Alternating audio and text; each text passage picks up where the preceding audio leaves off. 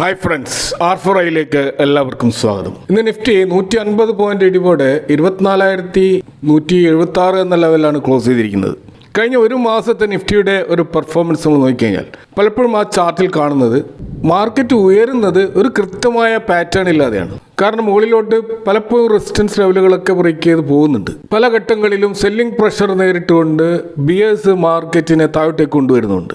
എന്നാൽ താഴോട്ടേക്ക് വരുമ്പോൾ ഒരു കൃത്യമായ ഒരു പാറ്റേൺ ഫോം ചെയ്യുന്നതായിട്ട് കാണാം. ആ ഒരു ട്രെൻഡ് ലൈനിൽ അത് സപ്പോർട്ട് എടുത്തുകൊണ്ട് തിരിച്ചു കയറുന്നതായിട്ട് കാണാം. കഴിഞ്ഞ ഒരു മാസത്തെ നിഫ്റ്റിയുടെ ചാർട്ട് പരിശോധിച്ചാൽ കൃത്യമായിട്ടുള്ള ഒരു ഹയർ ലോ പാറ്റേൺ രൂപപ്പെടുന്നതായിട്ട് കാണാം. അപ്പോൾ ഓരോ പുൾ ബാക്ക് വരുമ്പോഴും അത് മുമ്പത്തെ താഴ്ചയേക്കാൾ ഉയർന്ന നിലവാരത്തിലാണ് സപ്പോർട്ട് എടുത്ത് തിരിച്ചു കയറുന്നത്. അപ്പോൾ ഇവിടെ ഇൻവെസ്റ്റേഴ്സ് ഓരോ ചെറിയ ഇടിവിനെയും സ്റ്റോക്കുകൾ വാങ്ങാനുള്ള ഒരു അവസരമായി കാണുകയാണ്. അഥവാ ഒരു ബൈ ഓൺ ഡിപ്പ് സ്ട്രാറ്റജിയാണ് ഇൻവെസ്റ്റേഴ്സ് ഫോളോ ചെയ്യുന്നത്. അപ്പോൾ അതുകൊണ്ടാണ് മാർക്കറ്റ് വലിയ തോതിൽ താഴോട്ടേക്ക് പോകാത്തത്. ഇപ്പോൾ തുടർച്ചയായ ഈ ഒരു ഹയർ ലോ ഫോർമേഷൻ അപ്പോൾ അത് മാർക്കറ്റിന് ഒരു സ്ട്രോങ് സപ്പോർട്ട് ബേസ് നൽകുന്നുണ്ട്. അതുകൊണ്ട് തന്നെ നിലവിലുള്ള ഒരു മാർക്കറ്റ് കണ്ടീഷൻ സ്റ്റോക്കുകൾ വാങ്ങുന്നതിന് അനുകൂലമായ ഒരു സാഹചര്യമാണ്. അപ്പോൾ സാധാരണഗതിയിൽ ഒരു ഹയർ ലോ കണ്ടിന്യൂസ് ആയിട്ട് രൂപപ്പെട്ട് കഴിഞ്ഞാൽ അടുത്ത ഒരു ഘട്ടം ഹയർ ഹൈ ആണ്. അതായത് നിഫ്റ്റി ഉയരുമ്പോൾ അതിൽ കൂടുതലായിട്ടുള്ള ഒരു ഹൈ ക്രിയേറ്റ് ചെയ്യും. അപ്പോൾ അത്തരത്തിൽ ഹയർ ഹൈ ഫോർമേഷൻ നടക്കുമ്പോഴാണ് മാർക്കറ്റ് ഒരു ബുള്ളിഷ് മോഡിലേക്ക് പോകുന്നത്. അപ്പോൾ ഇവിടെ ഇപ്പോൾ 24,500, 24,800 എന്നൊക്കെയുള്ള ആ ഒരു റെസിസ്റ്റൻസ് ലെവൽ ശക്തമായി മറികടന്നാലാണ് നിഫ്റ്റിക്ക് 25,000 എന്നുള്ള ഒരു മാജിക് നമ്പറിലേക്ക് എത്താൻ കഴിയുക.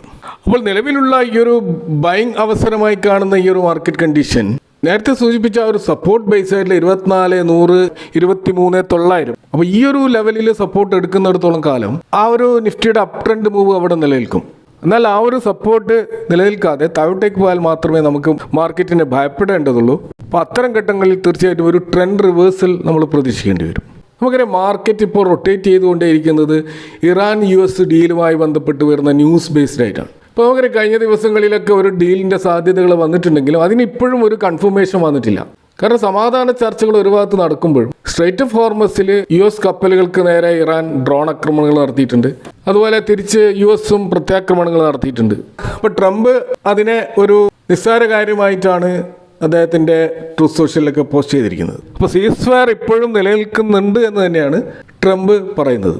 എന്നാൽ ഇറാൻ വളരെ വേഗത്തിൽ തന്നെ ഈ ഡീൽ ഒപ്പിട്ടിട്ടില്ലെങ്കിൽ കൂടുതലായ ശക്തമായ ആക്രമണം നേരിടേണ്ടി വരുന്നുള്ള ഭീഷണിയും അദ്ദേഹം ഇടയ്ക്കിടയ്ക്ക് മുഴക്കുന്നുണ്ട്. അപ്പോൾ പാകിസ്ഥാൻ വഴി ഇറാൻ തങ്ങളുടെ ഔദ്യോഗികമായിട്ടുള്ള ഒരു പ്രതികരണം അടുത്ത 2 ദിവസങ്ങൾക്കുള്ളിൽ അറിയിക്കുമെന്നാണ് സൂചന. അതിനിടയിൽ ഇറാന്റെ ക്രൂഡ് ഓയിൽ എക്സ്പോർട്ടിനെ അമേരിക്ക തടയുന്നുവെന്ന് ആരോപിച്ചാണ് ഇപ്പോൾ അമേരിക്കയുടെ ഓയിൽ ടാങ്കറുകൾ ഇവർ പിടിച്ചെടുത്തിരിക്കുന്നത്. അപ്പോൾ ഏതായാലും അടുത്ത 48 മണിക്കൂർ വളരെ നിർണായകമാണ്. അപ്പോൾ ഇവിടെ ഇപ്പോൾ ഡൊണാൾഡ് ട്രംപ് മെയ് 14, 15 തീയതികളിൽ ചൈന സന്ദർശിക്കുകയാണ്. അവിടെ ഷീ ജിൻപിങ്ങുമായിട്ടുള്ള ഒരു കൂടിക്കാഴ്ച നടക്കുകയാണ്. ഇതൊരു ഹിസ്റ്റോറിക്കൽ ഇവൻ്റാണ്. അപ്പോൾ ആ ഒരു സന്ദർശനത്തിന് മുമ്പായിട്ട് ഇറാനുമായിട്ട് ഒരു കരാറിലെത്താൻ ട്രംപ് വലിയ തോതിലുള്ള താല്പര്യം കാണിക്കുന്നുണ്ട്. കാരണം ചൈനയുമായിട്ടുള്ള ആ ഒരു നെഗോഷിയേഷനിൽ ഒരു വിന്നറായിട്ട് നിൽക്കണമെങ്കിൽ ഈ ഒരു ഇറാൻ ഇഷ്യൂ പരിഹരിക്കപ്പെടേണ്ടതുണ്ട്. അല്ലെങ്കിൽ അതിനെ ചുറ്റിപ്പറ്റിയിട്ട് ചൈന കൂടുതൽ സമ്മർദ്ദങ്ങൾ അമേരിക്കയുടെ മേൽ ചെലുത്താൻ സാധ്യതയുണ്ട്. അപ്പോൾ നിലവിലുള്ള ഈ ഇറാനുമായിട്ടുള്ള ഈ പീസ് ടോക്സ് അടുത്ത 2 ദിവസങ്ങളിലുള്ളിൽ അനുകൂലമായി വരികയാണെങ്കിൽ ചൈനയിലേക്കുള്ള ട്രംപിൻ്റെ യാത്രയ്ക്ക് മുമ്പായിട്ട് ഒരു ടെമ്പററി ഡീൽ ഉണ്ടാവുമെന്നാണ് മാർക്കറ്റ് പ്രതീക്ഷിക്കുന്നത്. നിലവിൽ ഇറാൻ്റെ ഭാഗത്ത് നിന്ന് സമാധാനപരമായിട്ടുള്ള നീക്കങ്ങൾ വരാത്തത് കൊണ്ടാണ് ഈ ക്രൂഡ് ഓയിൽ വീണ്ടും 100-ന് മുകളിലേക്ക് ഇടയ്ക്കിടയ്ക്ക് പോകുന്നത്. അപ്പോൾ അതിൻ്റെ ഒരു സമ്മർദ്ദം കാരണമാണ് ഇന്ന് നമ്മുടെ മാർക്കറ്റും താഴോട്ടേക്ക് പോയത്. അതുകൂടാതെ 2 ദിവസം ഹോളിഡേ ആണ്. അതുകൊണ്ട് തന്നെ മാർക്കറ്റിൽ ഒരു ഓവർനൈറ്റ് പൊസിഷൻ എടുക്കുന്നത് ഹൈലി റിസ്കി ആയിട്ടുള്ള ഒരു അഫെയർ ആയിരിക്കും. കാരണം ഇറാൻ്റെ ഭാഗത്തുനിന്നുള്ള റെസ്പോൺസ് നെഗറ്റീവ് ആണെങ്കിൽ വീണ്ടും വാർ എസ്കലേറ്റ് ചെയ്യാനുള്ള സാധ്യതകളുണ്ട്.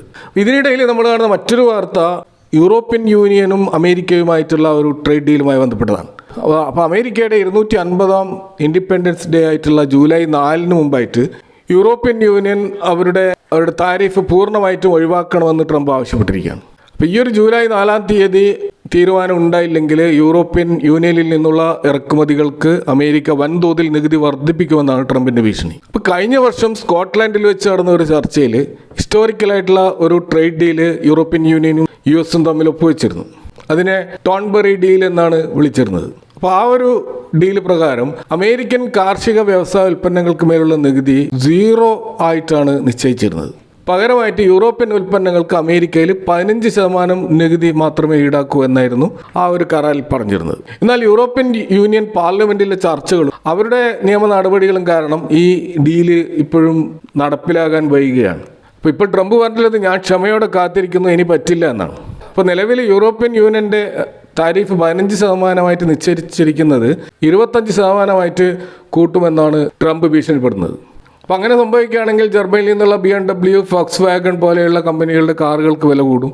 അതുപോലെ തന്നെ ഫാർമസ്യൂട്ടിക്കൽ, സെമി കണ്ടക്ടർ മേഖലയിൽ നിന്നുള്ള പ്രൊഡക്റ്റുകൾക്ക് വില കൂടും. അപ്പോൾ ഏറ്റവും ഒടുവിൽ നമ്മൾ കാണുന്നത് യൂറോപ്യൻ കമ്മീഷൻ പ്രസിഡന്റ് ഉർസുല വോണും ട്രംപുമായി നടത്തിയ ഫോൺ സംഭാഷണത്തിൽ ഈ ഒരു ട്രേഡ് ഡീൽ മാത്രമല്ല ഇറാൻ്റെ പ്രശ്നവും ചർച്ചയായിട്ടുണ്ട്. അതായത് ഇറാന് ന്യൂക്ലിയർ വെപ്പൺ നിർമ്മിക്കുന്നത് തടയാൻ അമേരിക്കയുമായിട്ട് യൂറോപ്യൻ യൂണിയൻ യോജിച്ച് പ്രവർത്തിക്കണമെന്ന ഉറപ്പാണ് ട്രംപ് ആവശ്യപ്പെടുന്നത്. അപ്പോൾ ഇത്തരത്തിലുള്ള ട്രേഡ് വാറിൻ്റെ ഒരു ഭീഷണിയും അതുപോലെ ഇറാനുമായിട്ടുള്ള ആ വാർ എസ്കലേഷൻ്റെ ഭീഷണിയൊക്കെ നിലനിൽക്കുന്നത് കൊണ്ട് തന്നെ മൊത്തത്തിൽ ഗ്ലോബൽ മാർക്കറ്റിൽ ഒരു നെഗറ്റീവ് സെൻറ്റിമെൻറ്റ്സ് ആണ് ഇപ്പോൾ നിലനിൽക്കുന്നത്. അപ്പോൾ അതാണ് നമ്മൾ ഇന്നത്തെ മാർക്കറ്റിൽ നേരിയൊരു ഇടിവിന് കാരണമായിട്ടുള്ളത്. എങ്കിൽ പോലും മാർക്കറ്റിലെ മിഡ് ക്യാപ്പ്, സ്മോൾ ക്യാപ്പ്, മൈക്രോ ക്യാപ്പിലൊക്കെ നല്ല ബൈങ് തന്നെ ഇന്നും നമുക്ക് കാണാൻ കഴിഞ്ഞു. കൂടാതെ IT സ്റ്റോക്കുകളിലുമൊക്കെ റിക്കവറി കാണാൻ കഴിയും. അപ്പോൾ ഇവിടെ തീർച്ചയായിട്ടും ഇന്ത്യൻ മാർക്കറ്റിൻ്റെ ഇൻഡെക്സ് ലെവലിലുള്ള ഒരു കറക്ഷൻ മാത്രമേ നമ്മളിപ്പോൾ കാണുന്നുള്ളൂ. ബ്രോഡ് മാർക്കറ്റിൽ നല്ല ബൈങ് ഇപ്പോഴും ദൃശ്യമാണ്. ഇന്ന് നിഫ്റ്റി 500 സ്റ്റോക്കുകളിൽ 15% ഉയർന്ന ഒരു സ്റ്റോക്കാണ് ഫസ്റ്റ്സോ സൊല്യൂഷൻ.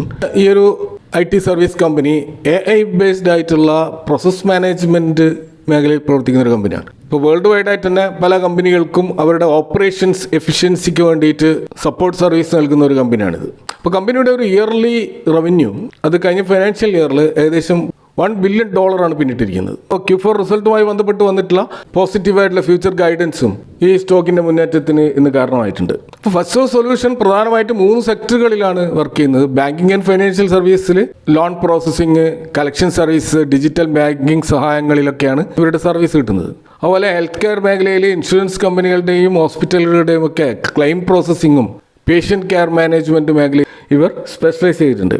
കൂടാതെ കമ്മ്യൂണിക്കേഷൻ, മീഡിയ ടെക്നോളജി മേഖലയിലും കസ്റ്റമർ സർവീസ്, ടെക്നിക്കൽ സപ്പോർട്ടൊക്കെ ഇവർ നൽകുന്നുണ്ട്. അപ്പോൾ ഇതൊക്കെയാണ് ഇവരുടെ ഒരു ബിസിനസ് സ്പ്ലിറ്റ് നമ്മൾ കാണുന്നത്. കൂടാതെ ഏപ്രിൽ മാസം ഇവർ ഇറക്കിയിട്ടുള്ള പുതിയ കൈറോസ് എന്ന പേരിലുള്ള AI ഓപ്പറേറ്റിംഗ് സിസ്റ്റം ഇത് കമ്പനികളുടെ പ്രവർത്തനങ്ങൾക്ക് ഒരു ഓട്ടോമേറ്റ് ചെയ്യാനും അവരുടെ എക്സ്പെൻസ് കുറക്കാനും സഹായിക്കും എന്നതും ഈ സ്റ്റോക്കിൽ ഒരു പോസിറ്റീവായിട്ട് കാണാം. അപ്പോൾ ഇവരുടെ ആ ഒരു ഡിജിറ്റൽ ട്രാൻസ്ഫോർമേഷൻ പ്രോസസ്സുകൾ വെറും ഒരു ഡാറ്റാ സെൻറ്റർ ജോലികൾക്ക് പകരം ഡാറ്റ അനാലിറ്റിക്സും ക്ലൗഡ് കമ്പ്യൂട്ടിംഗ് ഉപയോഗിച്ചുകൊണ്ടുള്ള ഹൈ എൻഡ് സർവീസസാണ് ഇവർ കമ്പനികൾക്ക് പ്രൊവൈഡ് ചെയ്യുന്നത്. അപ്പോൾ ഇവരുടെ ഒരു ബിസിനസ്സിൻ്റെ ജോഗ്രഫിക്കൽ സ്പ്ലിറ്റ് നമ്മൾ നോക്കിക്കഴിഞ്ഞാൽ പ്രധാനമായിട്ടുള്ള ഇൻകം വരുന്നത് അമേരിക്കയിൽ നിന്ന് തന്നെയാണ്. 65% മുതൽ 70% വരെ അമേരിക്കയിൽ നിന്നാണ്. ബാക്കി UK അതുപോലെ തന്നെ ഇന്ത്യയിൽ നിന്നുമുള്ള വരുമാനമാണ്. ഇപ്പോൾ ഈ 2026 ഫൈനാൻഷ്യൽ ഇയറിൽ തന്നെ ഏകദേശം 17ഓളം വലിയ ലാർജ് ഡീലുകൾ ഇവർ ഓൾറെഡി ഒപ്പിട്ടിട്ടുണ്ട്. അപ്പോൾ അത് അവരുടെ ഫ്യൂച്ചർ റവന്യൂ ഉറപ്പാക്കുന്ന രീതിയിലുള്ള ഡീലുകളാണ്. അപ്പോൾ ഇവരുടെ ഒരു Q4 റിസൾട്ട് നമ്മൾ നോക്കിക്കഴിഞ്ഞാൽ ഇയർ ഓൺ ഇയറിൽ 19% സെയിൽസ് റവന്യൂ വർധനവും പ്രോഫിറ്റിൽ 27% വർധനവും കാണാം.